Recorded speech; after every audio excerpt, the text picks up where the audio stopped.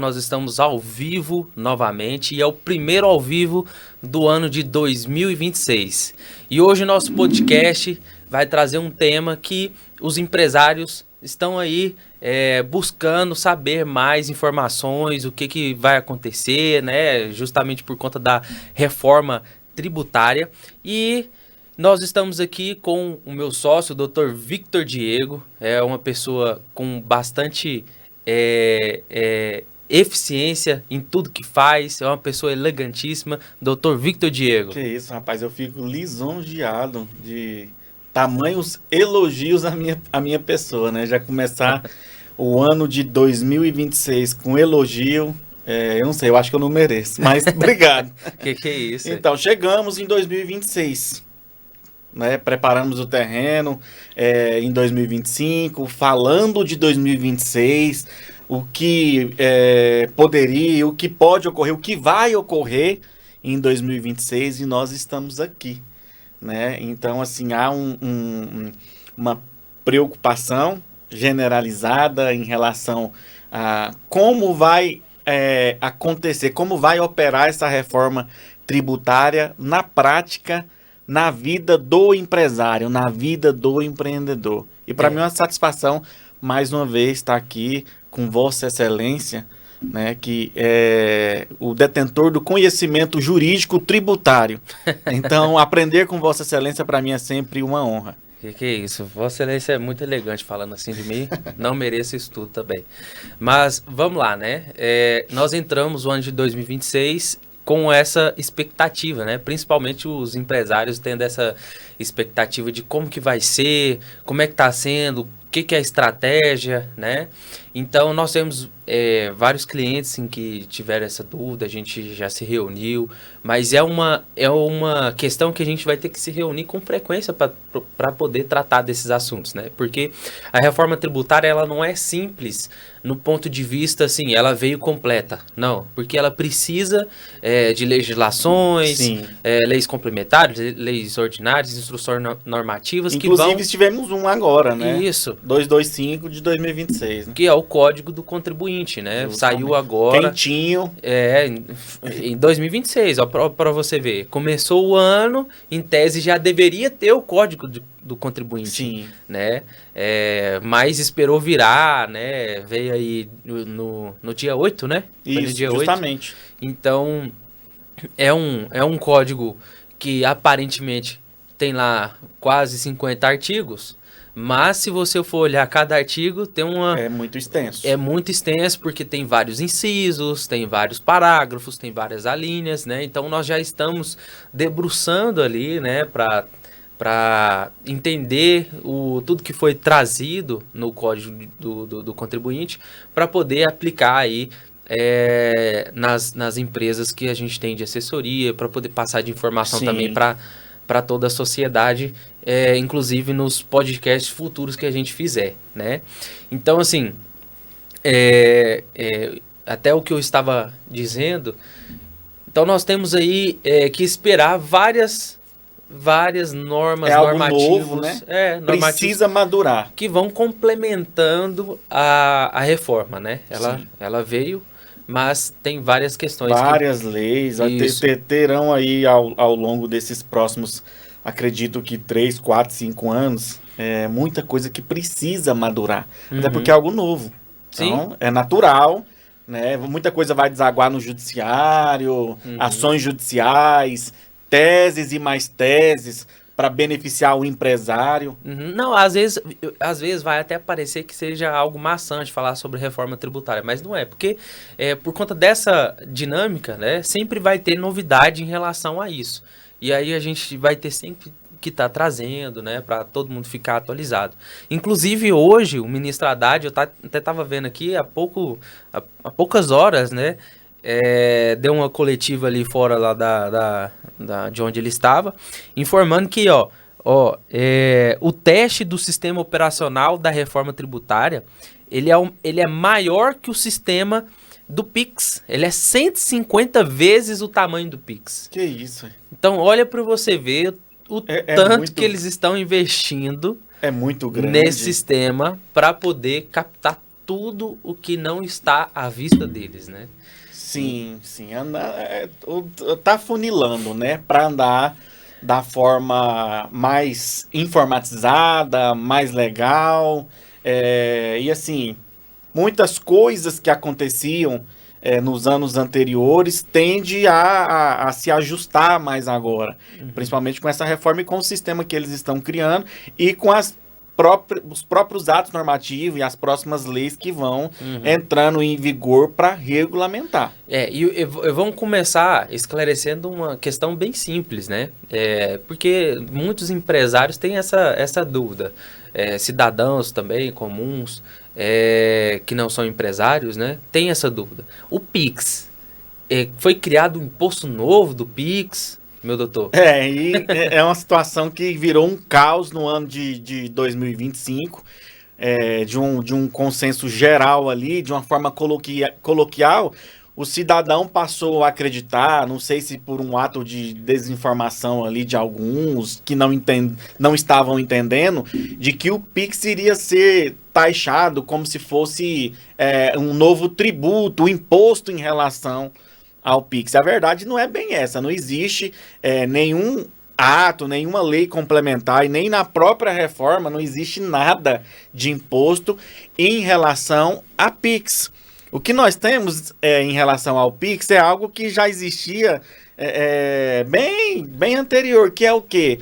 Movimentação financeira em conta bancária. Desde que o mundo é mundo, a Receita sempre tinha um poder, dever de fiscalizar essas movimentações atípicas, né? Então, assim, principalmente para o empresário, que às vezes não faz a gestão da forma adequada, de separar o que é uma personalidade jurídica da pessoa física e faz uma confusão patrimonial, usa do dinheiro da empresa para pagar algo particular, usa do particular para colocar como capital de giro na empresa e faz uma bagunça nas transações, né? E o povo ficou falando muito do Pix, porque o Pix eu acho que é a principal modalidade de movimentação financeira hoje. Virou a principal ferramenta, sim, né? Então, o governo ele também está usando essa ferramenta para poder melhor fazer a fiscalização e também melhor fazer o split pay. Justamente, né? Justamente isso. Já descontar ali o imposto devido, né? Então, falando sobre split pay, em janeiro agora, que começou 2026, o que está definido é que as empresas têm que fazer a adaptação da nota fiscal. Isso aí não tem como fugir. Já tem que estar cobrando o IBS e o CBS nas notas fiscais. E aí, se não fizer a cobrança, né, aquela alíquota teste que a gente fala, se não já tiver constando isso lá, a Receita, em tese, ela vai fazer a autuação fiscal. Só que, para você ver tanto que a reforma tributária ela é dinâmica, né? Então, já tem essa ideia de fazer a autuação. Mas agora, no dia 8, foi aprovado o Código do Contribuinte. E nós temos mudanças significativas, sim. Né, meu doutor? Justamente, o principal trabalho da Receita, do auditor fiscal, é no sentido de orientar primeiro o contribuinte.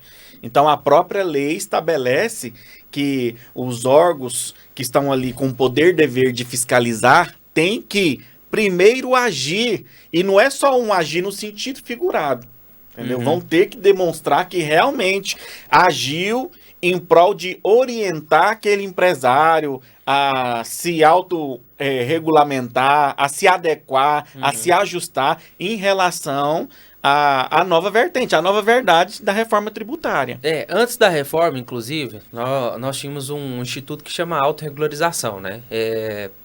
Em algumas questões específicas era usado, né? Mas não tanto quanto deveria. Não era frequente. Então, agora, com o Código do Contribuinte, isso tem que ser regra. É regra, uma lei posta, né? Então, direito do contribuinte. Vai dar o direito do contribuinte se autorregularizar. Por quê? Porque agora é o princípio da boa-fé. Presume-se que o empresário trabalha na boa-fé. Sim. Então, por essa presunção da boa-fé, a autorregularização ela já tem que ser proposta antes de uma atuação fiscal. E aí é o que tá, né? Então, antes da aprovação desse código, já tinha a determinação que, não cumprindo Sim. o teste, né, de fazer a separação do CBS, do IBS, já haveria aplicação lá de multa com 30 dias, né? Mas agora já tem um pé no freio aí. Justamente. Graças a Deus, né? E tá tá na legislação. É uma coisa que pode ser questionado de forma jurídica, né? Uhum. A pessoa ali de cara já foi autuada e multada ali, e se ela conseguir demonstrar, óbvio, através do seu advogado, com estrutura de conhecimento para saber colocar de forma adequada numa petição, né, no judiciário, esse questionamento, ele vai conseguir reverter, né, uma atuação ali, uma multa nesse sentido. Por quê? Se ele conseguir provar, não, eu tô aqui de boa fé, tô fazendo aqui a gestão do meu negócio e não tive nenhuma orientação nesse sentido. Então hoje tem na lei que o auditor fiscal, o órgão que faz o controle, ele tem primeiro o dever de orientar aquele empresário. Não, e isso é interessante porque esse código trouxe uma inovação em relação a essa questão de responsabilização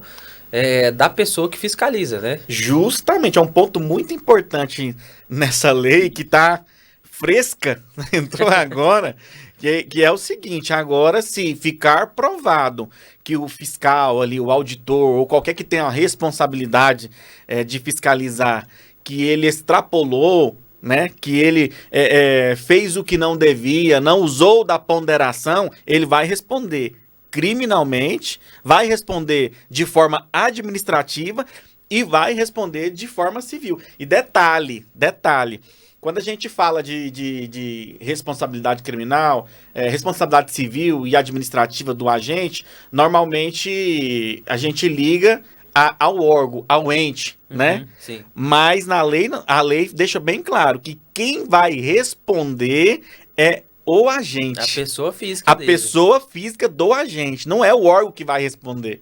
É o agente. Isso é muito importante, que Que traz isso? um freio assim. Não, isso é um peso que... Ah, com certeza. E essas questões que vêm sendo trazidas aí no Código do Contribuinte, ela traz uma nova filosofia, né? Nesse mundo fiscal do tributário. Principalmente em relação à vedação ao confisco, né? Porque até o ano passado, né, sobre o regime anterior, e ainda vai ter o regime até fazer toda a transição, né? A gente tinha muito essa questão de aplicações de multas muito extrapolada, entendeu? Com verdadeiro caráter de confisco, né? Então você tem aquela multa lá de 225%, é uma coisa assim, loucura, a pessoa tem que recolher e a multa de 225% ainda... querer quebrar o contribuinte, quebrar o empresário, né? Justamente. Então ela tem um poder muito forte de confisco. Então vamos ver como é que o Estado vai agir em relação a esse código do contribuinte em relação à vedação do confisco, porque isso trazia muitas ações judiciais para dentro do Poder Judiciário para vedar esse tipo de multa confiscatória. Às vezes, muito das vezes era multa formal, às vezes nem tinha tributo a ser recolhido, era só multa formal e com essa magnitude. Então nós tínhamos muitos julgados, muitas jurisprudências diminuindo o valor de multa ou anulando multa por conta de ser de caráter confiscatório, e agora nós temos isso positivado, né, em legislação. E olha a importância dessa lei. Nós temos desde da forma anterior, né, antes dessa reforma, que o agente, ele, por exemplo, se ele está ali numa diligência ali fiscalizatória e ele vê alguém transportando uma mercadoria sem a nota fiscal, quantas vezes o agente foi ali e prendeu a mercadoria, né? Prendeu. E não pode haver, né? Tem que haver autuação. Na forma correta, não é autuar ali, fiscalizar, averiguar, mas muitos dos agentes fazem o que primeiro? Prende a mercadoria. Sim. Né? E agora nós temos positivado na lei que, se ficar comprovado o abuso do poder, esse agente vai responder. Outra coisa que você bem colocou é a questão do valor da multa, né?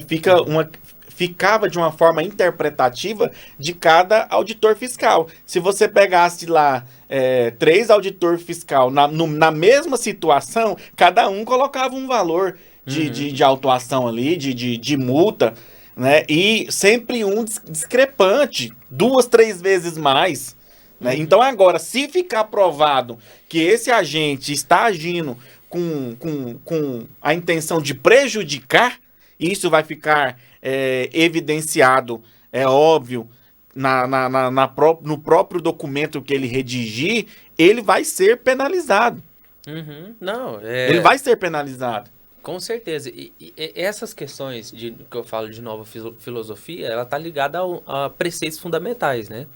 E um desses preceitos novos também, inclusive, é a interpretação mais favorável. Justamente. Então nós temos um preceito aí nessa legislação em que se tem uma norma que ela tá ali deixando meio na dúvida sobre uma determinada situação, ela tem que ser mais favorável para o contribuinte, tem que ser julgado de forma favorável para o contribuinte. Nessa sistemática, antes da reforma, a gente sempre teve vários julgados, sempre quando tem empate ou quando tem alguma interpretação assim em relação à norma, sempre era favorável para o fisco, sempre. Quase regra era favorável para o fisco. Agora a lei muda essa questão. Isso, e eu quero até ver como que vai mudar isso em relação ao pensamento dos julgadores, né, do fisco. Porque uma coisa é estar aqui escrito, outra coisa é aplicar isso. Eu quero ver como é que vai acontecer isso na prática, essa aplicação dessa forma, mais favorável. Porque eles ficam loucos para não interpretar de forma favorável. Né? Então é uma preocupação e a gente vai ficar de olho para ver se isso vai ser aplicado mesmo de forma correta e da forma que tem que ser feito. Né? Então nós temos mudanças bastante positivas nesse sentido e que a gente precisa ir passando o tempo e verificando, né? Propondo medidas para poder usufruir o maior possível desses direitos, né? Uma outra questão que eu achei bastante interessante aqui, meu doutor, dessa lei, é a questão da unificação da legislação, né? Nós temos aí o IBS, que tem o ICMS e o ISS, e o CBS, que são os federais, né? O IBS é os estaduais. Então, antes, cada estado, ele tinha uma legislação de procedimento administrativo próprio. O ICMS era um imposto gigantesco, né? Justamente por conta dessa sistemática. Agora que teve essa junção desses tributos, essa lei, entendeu? Esse código, ele vai unificar para esses impostos, tá? Relembrando que são para esses impostos. Em relação ao IPTU, né, IPVA, que não abarcaram aí nessa junção, elas podem ter leis específicas, inclusive em relação ao procedimento administrativo. Então, todo procedimento administrativo, o Código de Contribuinte, esse novo, ele vai funcionar para esses tributos. Então, nós vamos ter uma unificação nesse sentido, o que vai diminuir aquele tanto de lei, aquele tanto de especificação que a gente tinha, né? Obviamente, agora a gente tem que absorver todo esse código, porque é um código extenso e foi recém-publicado, mas nós estamos aí... né? Uma lei das várias que vão entrar. Olha, é o que eu sempre falo para o empresário. Você tem que se preocupar com fazer gestão para faturamento. Faturar cada vez mais. Fazer com que a sua receita supere N vezes o que você tem que pagar. Né? Para quê? Para que tenha lucro. E as questões jurídicas, as questões contábeis, todo empresário que quer crescer e faturar milhões e milhões e milhões, tem que ter uma assessoria contábil que sabe o que está fazendo E tem que ter uma assessoria jurídica que também sabe o que está fazendo, que sempre está estudando, buscando conhecimento, renovando. Por quê? Você, empresário, tem que preocupar com o faturamento. E tem que ter do seu lado a assessoria jurídica e a assessoria contábil para não deixar você cair em erro. Né? Inclusive, no tributário, nós temos vários tipos penais. Temos os crimes que muitos conhecem como crimes de colarinho branco, né? Os crimes de lavagem de capitais, que às vezes o empresário, ele tá lá tomando o café da manhã com a sua família 7, 8 horas da manhã. Não, é mais cedo, porque normalmente a Polícia Civil gosta de entrar 5 horas da manhã, né? Então, assim, você tá lá dormindo 5 horas da manhã e se depara com lá 10 agentes dentro da sua casa cumprindo um mandato ali de busca e apreensão, ou até mesmo uma prisão temporária, uma prisão preventiva. Olha que vergonha para o empresário passar por uma situação desta, né? Desta natureza, sendo que não é bandido, não integra nenhuma organização criminosa, né? É uma pessoa de bem que às vezes foi orientado a fazer uma gestão de forma errada, ou errou achando que estava acertando, e cai dentro de um tipo penal que vai colocar ele, às vezes, até atrás das grades, ficar ali meses preso, longe da sua família, sendo que pode constituir uma assessoria jurídica, uma assessoria contábil de responsabilidade séria, de peso, que não vai fazer com que a pessoa sofra o indesejado. Então eu sempre falo, empresário, busque orientação jurídica, tenha uma assessoria de peso para andar lado a lado. Assessoria jurídica é a coisa mais barata que o empresário vai pagar na vida dele. É um investimento, né? É um investimento. É o negócio dele. Vai empreender, quer faturar milhões, tem que ter um advogado que sabe o que está falando, o que está fazendo, que sabe entrar e sair em todos os lugares sem te trazer transtorno pro seu negócio, porque ainda tem isso, né? Que tem, às vezes você contrata um advogado que ele faz o seu negócio capotar, ficar pior, né? Com certeza, é loucura, né? É loucura. Eu tô vendo aqui o chat, tem um comentário aqui do Marcos Júnior. Ele fala assim: doutor, acredita que essa fiscalização no PIX será de acordo com a movimentação, sendo ela mais rígida para movimentações mais altas, ou o valor da movimentação é irrelevante? Isso aqui é importante, né? Essa pergunta. A questão da movimentação, ela é importante, sim. Ela não é irrelevante, não. Até porque nós temos a questão de distribuição de lucro, né? Que eu vou falar daqui a pouco. Mas a movimentação do Pix, ela gera alerta, né? Na Receita. Com certeza. Então, o que o pessoal está confundindo? Essa questão de movimentação de Pix é o seguinte: toda movimentação, independente se é cartão de crédito, cartão de débito, por Pix, por dinheiro, toda movimentação financeira, ela é passível do fisco olhar. Isso. Entendeu? E saber como que você declara que ganha 3, 4 mil ou até menos, e você movimenta 50, 100, 150 mil na sua conta. Não faz sentido. Não faz sentido. A grande questão está na capacidade de fiscalização do fisco. Isso. Porque hoje em dia não tem essa capacidade completa. E provavelmente vai demorar. Pode ser que demore. Pode ser que demore. O povo vai para a internet e já coloca a coisa como se fosse acontecer de imediato. Exatamente. E aí a gente traz à tona aqui o que o Haddad acabou de falar aqui, né? Eles falam de uma forma a causar um terror, né? Um terror no empresário. Que fala assim, ó, o sistema de fiscalização disso vai ficar 150 vezes maior do que o sistema do Pix, né? Então, é como se eles vão ser onipresentes, né? Em todas as contas bancárias ali para fiscalizar. Então, apesar de que não tem isso aí, você simplesmente pode cair sim naquela, né? Mamãe mandou eu escolher, né?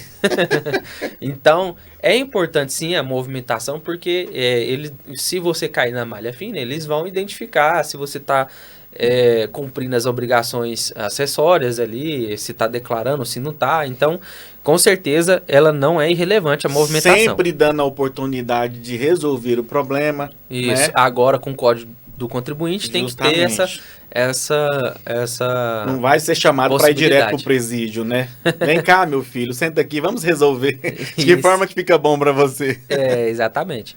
Então, assim, até pegando um gancho em relação a isso, vamos introduzir aqui a questão da distribuição dos lucros, né? Dos dividendos, que a lei trouxe aí essa tributação dos 10% quando for superior a 50 mil por mês, né? Ou 600 mil por ano. Então, todos os empresários, todos os sócios, eles tinham que... teve que correr em dezembro para fazer uma ata de distribuição de lucros. Porque não só você deveria... são lucros auferidos antes de iniciar 2026, mas você teria que programar a retirada até dezembro, 31 de dezembro de 2025, o que torna inviável, né? E é por isso que várias entidades entraram com ações no STF para adiar esse prazo de programação. Porque não faz sentido. Como você vai programar algo que o ano não fechou ainda? Então, foi nesse sentido que o ministro Nunes Marques, agora recentemente, deu uma liminar, concedeu uma liminar para poder adiar esse prazo de 31 de dezembro de 2025 para 31 de janeiro de 2026. Ou seja, então as empresas ainda dá tempo de fazer a ata de distribuição de lucro, né? Para que não seja tributado os 10%. Ou seja, pode distribuir à vontade aí os lucros. Então tem que correr até lá. E esse lucro pode então ser programado? Pode ser programado. Você pode programar. Eu vou tirar 1 milhão esse ano, 2 milhões no ano que vem, 3 milhões em 2027. E se faz essa programação 2028. Agora, só a título de meu conhecimento, se faz essa programação agora, o empresário, ele não vai ter essa tributação. Isso, não vai ter essa tributação. E o que é uma das críticas, né? O lucro você auferiu até 31 de dezembro de 2025. Ou seja, então mesmo se eu fizer a programação fora do período que eles colocaram na legislação, se eu não fizer isso, ainda vai tributar o lucro que eu tive lá atrás. Assim, não faz sentido, mas é assim que está sendo posto, né? Então, isso tem causado várias ações aí no judiciário. Porque realmente não fecha a lógica, né? Não fecha a lógica. Se o lucro é antes... E tem um detalhe, né? Essa questão da distribuição de lucro, ela não vai afetar só as grandes empresas de regime de lucro real e lucro presumido. Elas vão afetar as empresas do Simples Nacional. Não, e a confusão que está generalizada aí fora é justamente o pessoal do Simples Nacional. Isso, porque a ideia é de que o Simples Nacional seja uma exceção, né? Justamente. Mas o fisco, ele está entendendo que não. E tanto é que eu até estou pegando aqui uma informação de que nessa liminar aí, a OAB, a própria OAB, a OAB Federal, solicitou que ela fosse suspensa em relação a excluir as microempresas optantes pelo Simples Nacional. E o ministro negou em relação a isso. Ou seja, então o Simples Nacional, em tese, ele está entrando nisso, entendeu? Nessa distribuição de lucro para o sócio, a Receita Federal vai tributar também, entendeu? Acima de 600 mil no ano. Acima de 600 mil no ano. Se passar de 50 mil de distribuição de lucro no mês, já vai reter na fonte. Então, em liminar, nós já temos uma ideia de que não foi atendida a solicitação da OAB para excluir as microempresas optantes pelo Simples Nacional. Então, nós já temos ideia que vamos ter um problema pela frente. Não quer dizer que isso aqui está perdido por conta da liminar, mas quer dizer que agora os sócios das empresas, empresas de pequeno porte, microempresas, que opta pelo Simples Nacional, mais do que nunca, tem que propor mandado de segurança. A gente tem que chover de ações, de mandados, para poder demonstrar que isso fica inviável, né? Agora que a gente tem que obter esses mandados de segurança, tentar essas liminares para tirar essa desnecessidade de fazer a retenção dos 10% na hora de fazer a distribuição dos lucros, né? E que é o motivo? O que seria a base dessa tese agora para poder a gente combater isso? É que a legislação que trouxe esses 10% que vai ser cobrado, ela é uma lei ordinária. A lei que fala sobre o Simples Nacional é uma lei complementar.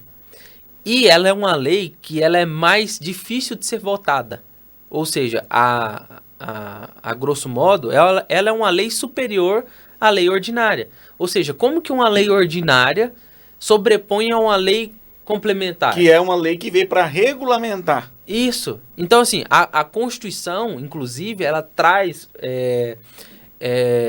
um tratamento para essas microempresas, empresas de pequeno porte, diferenciado. Elas têm que ter um tratamento diferenciado, tem que ser por lei complementar. Então, se já tem lá o artigo, se eu não me engano, o artigo 6º, artigo 14, né, na verdade, da lei complementar, que fala sobre a isenção das distribuições de lucro, se lá já está falando isso, essa lei nova aqui não pode atrapalhar a lei complementar, que ela, além de ser uma lei maior, ela é específica, ela é muito específica. Justamente. E ela é uma lei realmente para beneficiar o pequeno ali. Isso. Quem está no simples ali. E aí, a microempresa. Exatamente. A empresa de pequeno porte. Então, se você vem e dá um benefício, mas depois você tira o benefício no final, não faz o menor aí sentido. Vai haver, se não for derrubado isso no judiciário, vai haver o quê? Uma migração.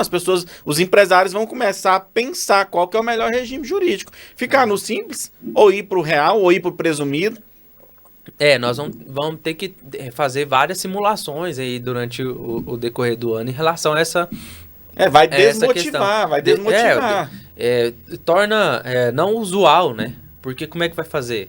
E assim, eu vejo com muito maus olhos o ministro negando a liminar dessa forma, entendeu? Porque é uma questão muito clara e que deveria ser, assim, dado já em liminar, né? Essa questão Ele não quis colocar o pé dele. Não quis.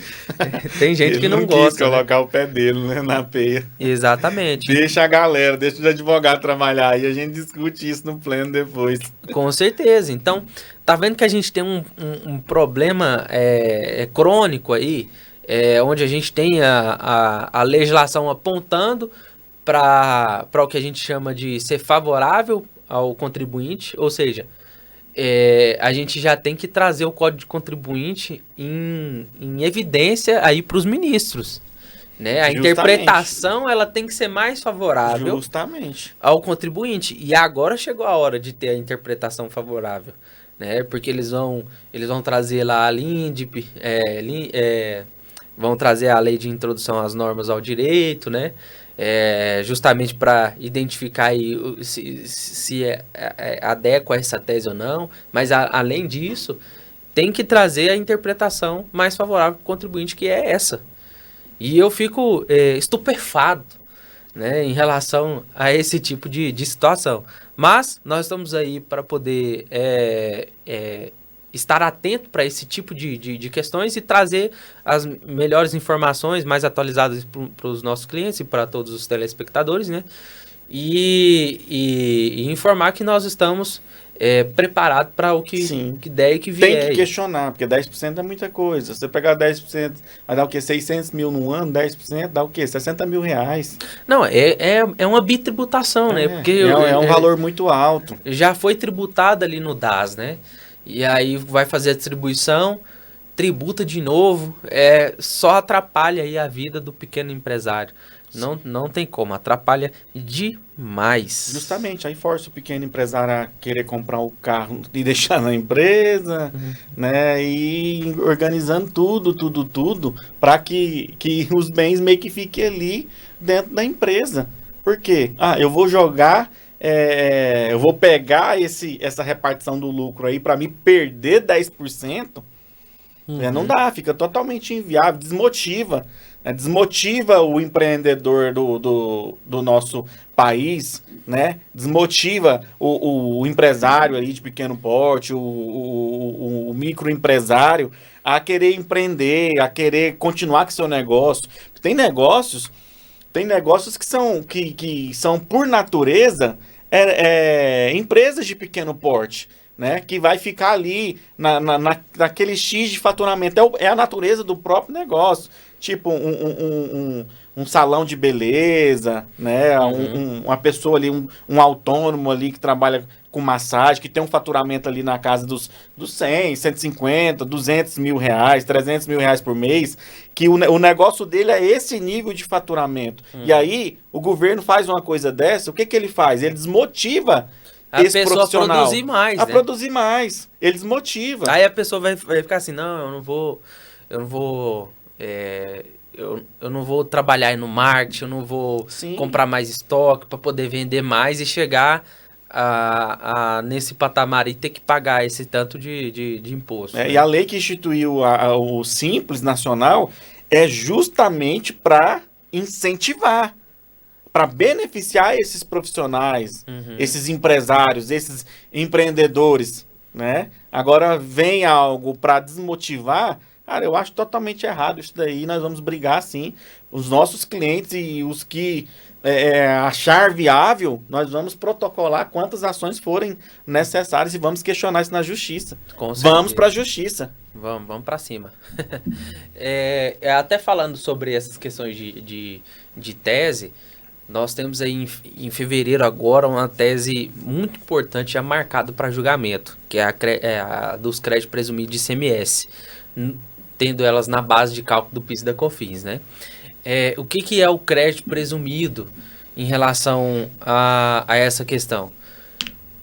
Hoje nós temos o ICMS e ele ainda está em vigor, né? E essas teses, elas são muito importantes agora também, porque é possível pleitear elas e se for favorável, a gente consegue o retroativo dos últimos 5 anos, né? Então, o crédito presumido, quando o Estado ele tem a intenção de trazer as empresas para cá, ele traz algum tipo de benefício, né?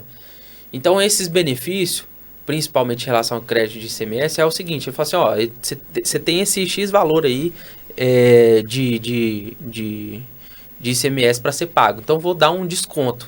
Uma parte você não precisa pagar. Então, em cima dessa... Um incentivo, né? E aí, como é um incentivo, em cima dessa sobra, o governo está tributando PIS e COFINS sobre essa sobra. Aí não tem lógica. Aí, como é que faz? Como que eu tributo um benefício para o empresário? Isso, e a discussão é justamente essa, né? Então, não faz o menor sentido incluir essa sobra na base de cálculo do PIS e COFINS. Então, essa tese, ela é uma tese forte, inclusive. O que tudo aponta é que provavelmente o julgamento pode ser mais favorável para o contribuinte, né? Então, ele sendo favorável, o que o empresário ele precisa ter em mente? Que hoje nós temos a modulação de efeitos no STF. E, historicamente, o STF bate firme nessa questão de modulação dos efeitos. O que é isso? Ele concede ali o que o contribuinte pede, mas ele fala, eu só vou conceder o retroativo dos últimos 5 anos para quem propôs um mandado de segurança ou uma ação que seja antes do meu julgamento. Até para que haja um equilíbrio financeiro, né? Isso. Porque senão há uma enxurrada de no outro dia, os advogados do Brasil inteiro. Exatamente. Então, assim, se você tem essa questão do crédito presumido, você tem que ficar atento para entrar com essa com esse mandado de segurança antes do julgamento dessa ação que já está marcada agora, em fevereiro. Empresas do lucro real. Lucro real e lucro presumido. Lucro presumido é muito difícil uma empresa que não tem esse benefício. As duas. Né? Todas essas duas têm. Ela sempre tem benefício de incentivo fiscal nesse quesito de redução. E não pode dormir no ponto, porque é algo que vai ser julgado. Porque aí o empresário ele tem que entender o seguinte: tem que propor antes do julgamento, porque sendo favorável, ele consegue retroagir. Ele consegue ganhar dinheiro, o empresário consegue ganhar dinheiro. O que pagou a mais vai ser devolvido, né? Tem que ser reembolsado, compensado. E o dali para frente, ele continua Não vai pagar, da forma normal. Se você propõe a ação só depois que já foi julgada favorável, você não vai pagar. Você só não vai pagar. E perde os 5 anos. Perde os 5 anos para trás, exatamente. Loucura. Então, o empresário do lucro real e do lucro presumido tem que buscar orientação jurídica, o seu advogado, a sua assessoria, e já correr para fazer essa análise e já protocolar. Exatamente. Então, é um mandato de segurança. Por isso que é uma ação preventiva, entendeu? O mandato de segurança, ele principalmente na esfera federal, que é o caso, as custas judiciais, elas são baixas, entendeu? No geral, elas são muito baixas. Então, você não tem um custo muito alto para poder entrar com um mandato de segurança. E não tem honorário de sucumbência se perder, entendeu? Então... isso é só o Celdo, né? Então, pro empresário isso é perfeito. Ele não vai... O equity que a gente fala, né? O investimento que ele tem para isso, pela possibilidade de retorno que ele pode ter, compensa demais. E pelo que a gente vê em julgados no STF, a tendência é julgar favorável. E aí o STF julgando... Acabou, entendeu? Acabou. Aí tá tudo certo, modulou. Tá tudo okay. Não é aquele julgamento de juiz de primeiro grau, que depois vai para segundo grau, né, tal. Isso. E aí depois tem um risco de um ente maior, que é o caso do STF ou STJ, decidir de forma contrária, aí você não vai ter mais aquele benefício, né? Não, esse tema, ele suspendeu todas as ações. Então, a hora que o STF decidir sobre isso, e ficar definido, todas as ações abaixo, elas vão ter que ser adequadas a esse julgamento. Então, é uma decisão que, se tornando definitiva, pronto, você não precisa preocupar, entendeu? Não pode deixar passar essa tese aí, entendeu? É uma oportunidade. E por que também que não pode deixar passar da modulação dos efeitos? Porque nós vamos ter a transição da reforma tributária. O ICMS vai deixar de ser cobrado. Ou seja, vai parar de ter crédito presumido, entendeu? Nessa modalidade. Ou seja, então, se você não fizer agora, não tem como você... Vai perder uma oportunidade gigantesca de ter uma recuperação. Exatamente. Né? Financeira. E estamos marcados para o mesmo mês também uma outra grande tese, que ela está relacionada àquela tese do século, que é a exclusão do ICMS da base de cálculo do PIS e da COFINS.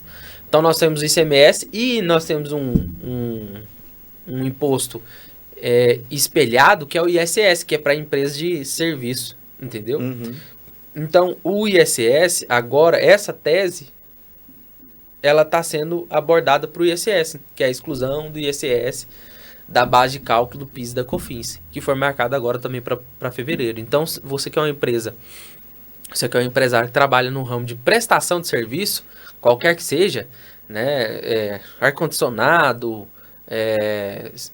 hospitalar, né, serviço médico, sim, tudo quanto escritório de advocacia também, né? É um prestador de serviço todo prestador de uma forma geral, tem que ficar ligado nisso, porque também tem a questão da modulação dos efeitos. E como ela é uma tese que ela é quase espelhada em relação ao ICMS,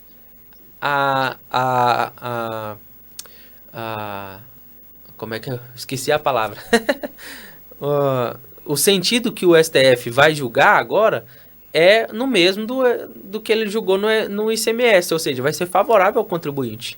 Então, senão ele vai dar um tiro no próprio pé, né? Senão fica um negócio que não tem base. É um tipo de tese que já tem uma presunção ali, que já tem uma previsão de ganho, né? Porque o STF não vai entrar em contradição em relação a essas duas teses, né? Não vai entrar em contradição. Então, assim, o empresário tem que se atentar, porque é dinheiro. Sim. Quando você faz essa recuperação de tributos, de valores ali, quando você busca esses valores que você pagou a mais, é dinheiro que vai entrar no caixa da empresa. E é algo que para o empresário, ou na mente do empresário, é algo que ele não tem nem previsão, porque já pagou. Então você vê entrando no seu caixa ali 500 mil, 700 mil, 1 milhão, 2 milhões, 3 milhões de recuperação, é um dinheiro que você pode... É um fôlego muito grande. Fôlego, investir, melhorar o capital, empreender, né? Então, assim, o empresário que está no lucro real, no lucro presumido, tem algumas teses também para o Simples Nacional, tem que se atentar com essas teses. Sim, com certeza. Essa questão aí da reforma tributária, ela impacta nisso. Porque agora é a hora que é aquele negócio assim, ó, a gente vem falando que tem que ser... Vamos usufruir das teses, né? Vamos usufruir das teses. Agora que tem que usufruir mesmo. Tem que usufruir. Porque aí a reforma vai vir, não tem mais aonde você aplicar essas teses, véio. Entendeu? Porque vai mudar a sistemática e o ano vai passar, pronto, não tem como mais recuperar. Então, o momento é agora. Não pode deixar para depois. E falando sobre o Simples Nacional, nós temos uma tese que é importantíssima, que é da segregação dos produtos monofásicos, né? Os produtos monofásicos são aqueles que já são tributados, os tributos são recolhidos já lá na indústria. Entendeu? Lá na produção. Lá na produção. Então, nós temos aqui a produção, nós temos aqui o distribuidor, nós temos a pessoa que vende, e todas essas cadeias geralmente recolhem o imposto, né, em produtos comuns. Agora, os produtos monofásicos, para ser melhor controlados, todos esses tributos da cadeia, eles já são recolhidos aqui na indústria. E aí, o que é o grande erro das empresas ou das contabilidades que não ficam atentas a isso? Que quando ele recebe a nota lá, tá misturado os produtos comuns e os monofásicos. Só vai. Aí ele não faz a segregação. E aí gera um imposto de tudo. E aí ele paga um imposto de novo. E o ente vai receber. O ente não vai te chamar e falar, você tá fazendo errado aqui. Ele vai receber. Exatamente. Então ele paga o imposto de novo. Pessoa do Simples Nacional, gente. Simples Nacional. Então ele paga ali de novo o imposto e vai pagando. Se ele se atentasse, né, e muito das vezes não faz sentido o empresário pequeno se atentar a isso, porque é uma questão bem técnica, né? Quem tem que atentar seria a contabilidade. Ele teria muito dinheiro já pago ali. O fluxo de caixa dele não estaria ruim se tivesse feito essa segregação.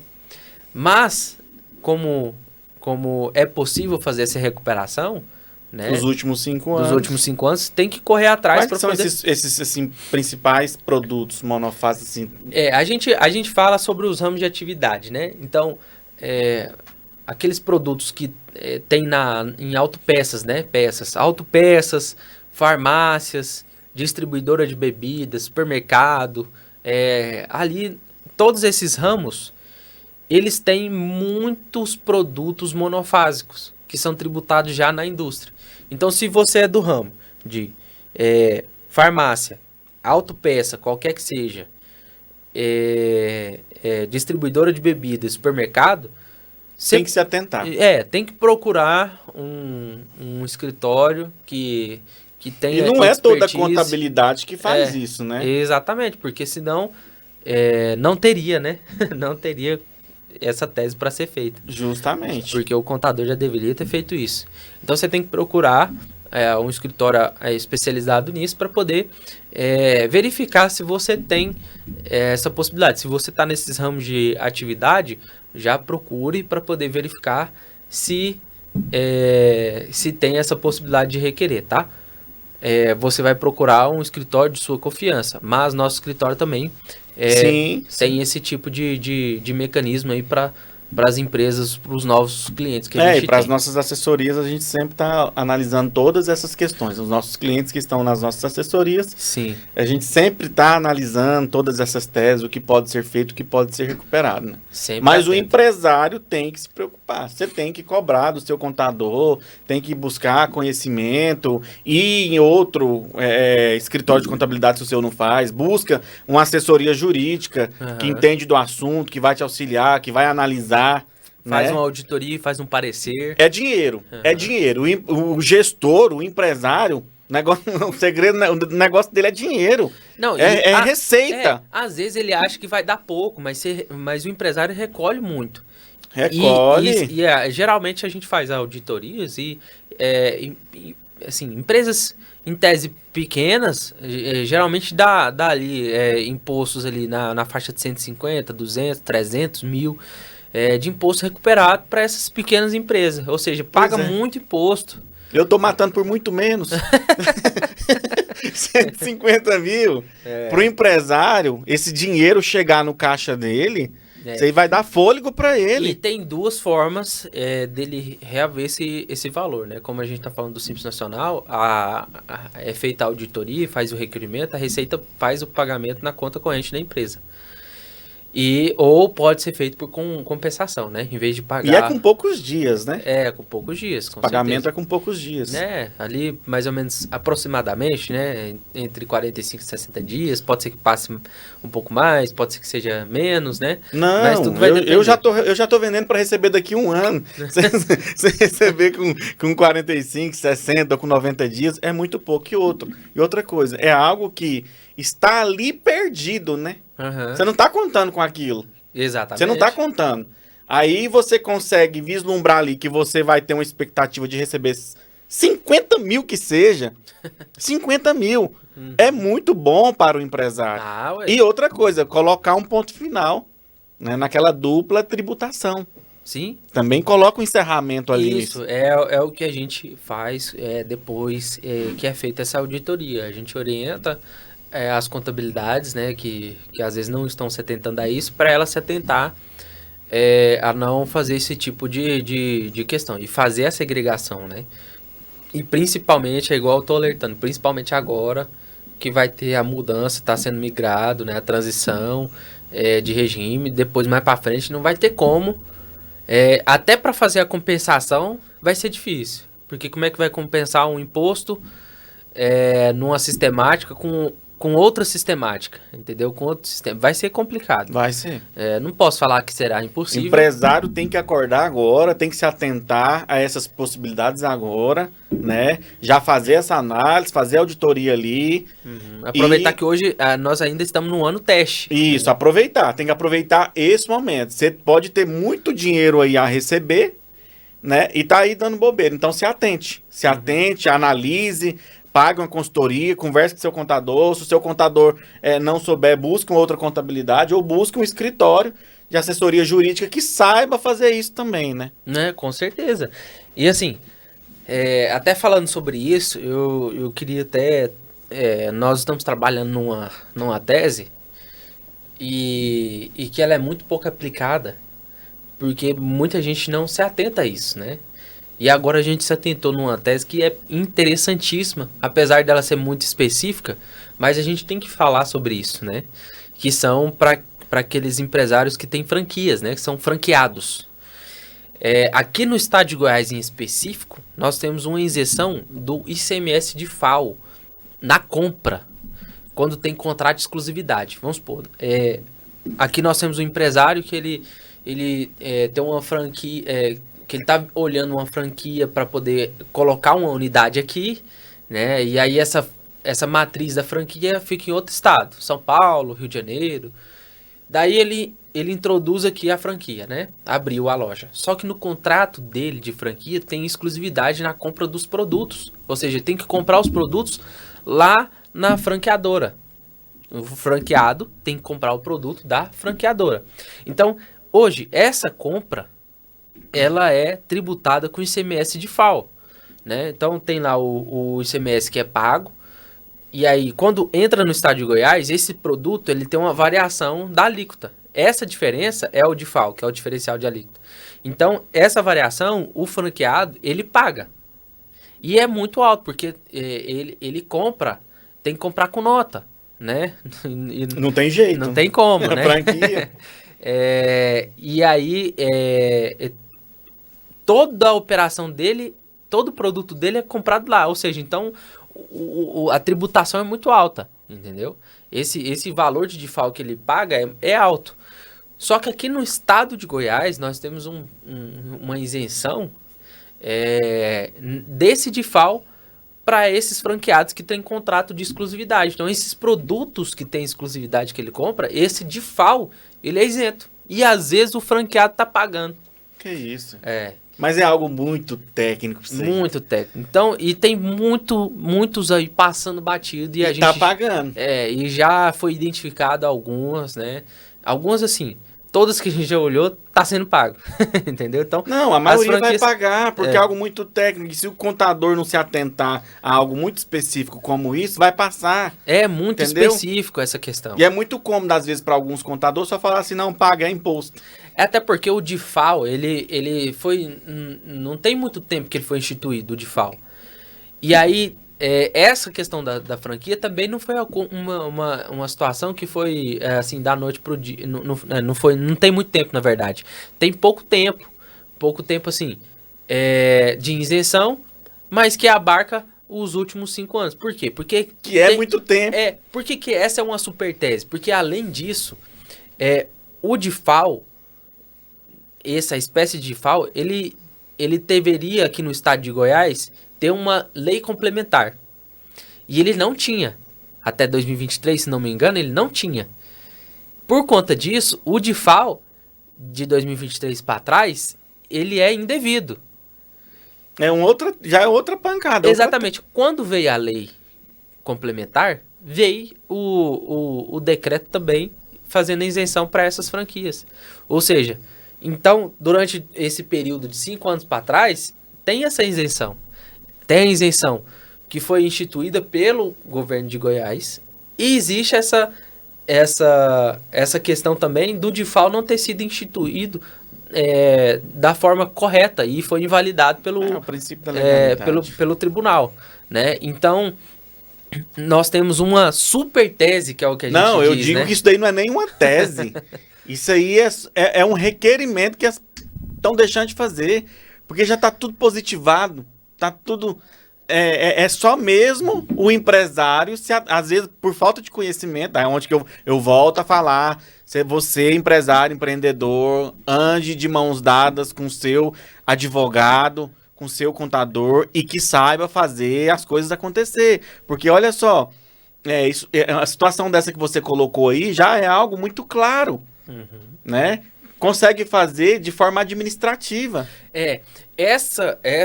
Esse período em que tem a ação do governo no sentido de isentar, possivelmente a gente consegue de forma administrativa.